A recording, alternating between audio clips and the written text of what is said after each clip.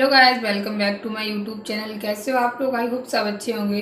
तो गाइस आज बात करेंगे सपना चौधरी के बारे में, जिनको आप जानते हैं स्नैपी गर्ल के नाम से बहुत ज़्यादा फेमस हैं। और उनके साथ बहुत बड़ी दुर्घटना हुई, उसके बारे में भी उनके फैंस को बहुत ज़्यादा तकलीफ़ हुई उनकी दुर्घटना को जान के। तो गाइस उनके साथ जो इतनी बड़ी घटना हुई, काफ़ी लोग जानते हैं, काफ़ी लोग नहीं भी जानते हैं। तो मैं बता दूं, उनकी 2021 में उनके पहले पति की डेथ हो गई थी कोरोना के चलते हुए। फिर उनकी शादी उनके देवर से करा दी गई। उनकी सासू माँ ने, सब लोगों ने मिलजुल के अपने छोटे बेटे से करा दी। 2023 में उनकी दोबारा से शादी करा दी गई। लेकिन गाइस, भगवान की मार इतनी बड़ी होती है कि जिसके पीछे पड़ के जाए उसके पीछे पड़ के ही रह जाता है। तो उनके जैसे ही 2023 में शादी हुई, एक बेटी हो गई। 5-6 महीने की बेटी हो चुकी थी, मतलब 1.5 साल लगभग शादी वो भी चली, और 1.5 साल शादी पहले वाली ही चली। दूसरी शादी होने के बाद उनके देवर का भी एक्सीडेंट हो गया। वो अपने फार्म हाउस पे गए हुए थे, वहाँ घूमने गए थे, शाम को टहलने गए थे, और अचानक से टहलते टहलते पता नहीं कैसे एक्सीडेंट हो गया और उनकी भी डेथ हो गई।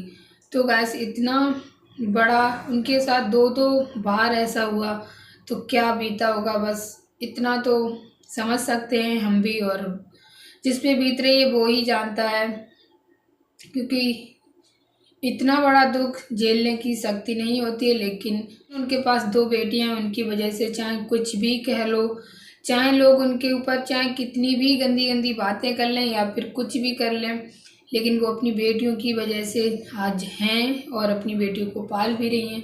तो गाइस आप लोगों को बता दें, जब उनके सेकंड हस्बैंड की डेथ हुई थी ना, तब वो अपने ससुराल में ही रहती थी और सब कुछ अच्छा चल रहा था। अपनी सासू माँ को भी सपोर्ट करती थी। उनके 2 लड़के गए हैं तो वो अपनी सासू माँ को भी सांत्वना बनाती थी, खुद भी अपने बच्चों की वजह से उनको दिखाती थी कि मैं खुश हूँ। लेकिन जिस पे बीतती है वो खुश, बाहर से भले ही खुश हो लेकिन अंदर से कभी भी खुश नहीं रह पाता है। तो वो साथ साथ अपने परिवार को भी संभाले हुई थी। लेकिन 1 साल बाद पता नहीं क्या हुआ, उनके लोगों के बीच में, आपस की फैमिली में, सास ससुर में, एक उनके मामा की लड़की रहती थी जिसका नाम अंशु है। वो भी शुरू से 14 साल से यहीं रह रही थी। तो सपना ने ही उसको, छोटी थी बोलती है, तो मैं ही इसका देखभाल करती थी। और सपना अंशु को बहुत ज़्यादा प्यार करती थी, अंशु भी सपना को बहुत ज़्यादा प्यार करती थी। लेकिन अचानक से फैमिली में सबके घर पे हो जाता है, तो उनके भी यहाँ पता नहीं क्या अंदर ही अंदर चलता रहा। लेकिन सपना ने कभी भी अपने ब्लॉग में ऐसा नहीं रखा कि घर में लड़ाई चल रही, लेकिन इतनी ज़्यादा अंदर अंदर बढ़ती रही।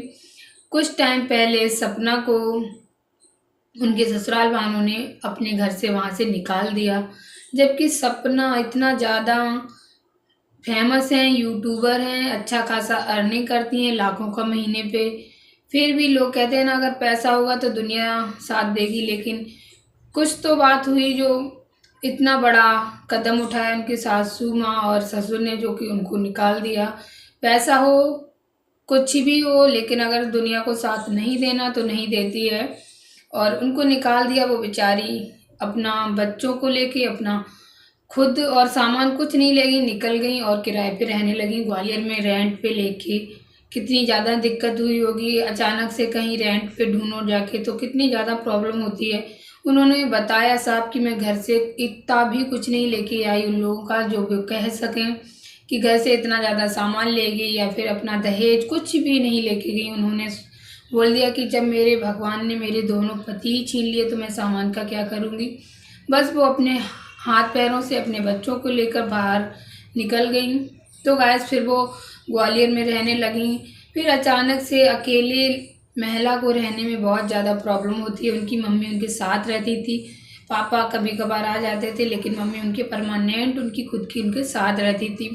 फिर भी मम्मी को, घर वालों को प्रॉब्लम हो जाती है, क्योंकि अचानक से सब कुछ छोड़ के अपना घर कहीं बाहर चले जाना बहुत ज़्यादा दिक्कत हो जाती है।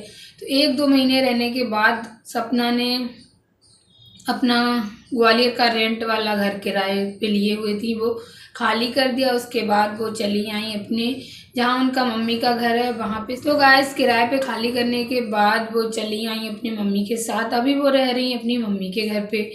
अब वो जल्द ही कहीं शिफ्ट होने वाले हैं। अभी इतना ज़्यादा लोगों में अफवाह फैली हुई है कि उनकी सास ससुर उनको लेने आए हैं, लेकिन वो नहीं गई। लेकिन गाइस ऐसा कुछ नहीं है। सपना ने खुद बताया है कि उनके सास ससुर लेने नहीं आए थे, उनको बच्चों की याद आ रही थी तो वो उनको देखने आए थे, ना कि उनको लेने आए थे। और उन्होंने बोला कि अगर वो आते तो वो बोल सकते थे कि सपना चलो साथ बच्चों के लेके, लेकिन उन्होंने ऐसा कुछ भी नहीं बोला कि सपना का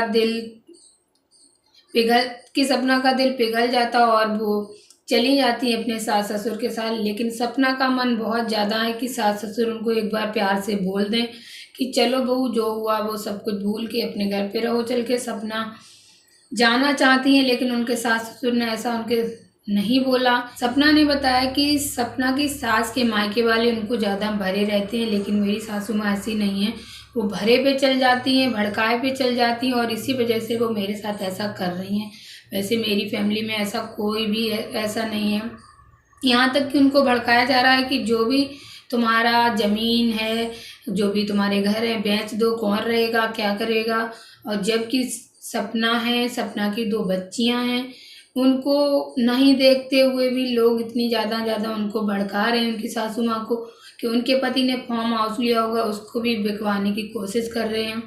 तो सपना तो इस बात पे बिल्कुल भी राजी नहीं है। शायद सपना ने बताया कि इसी चक्कर में मेरे सास ससुर जी आए हुए थे, वरना वो नहीं आते। उन्होंने बहाना किया और वो अपनी गाड़ी में बैठे रहे, आए बाहर, थोड़ा बहुत मिले।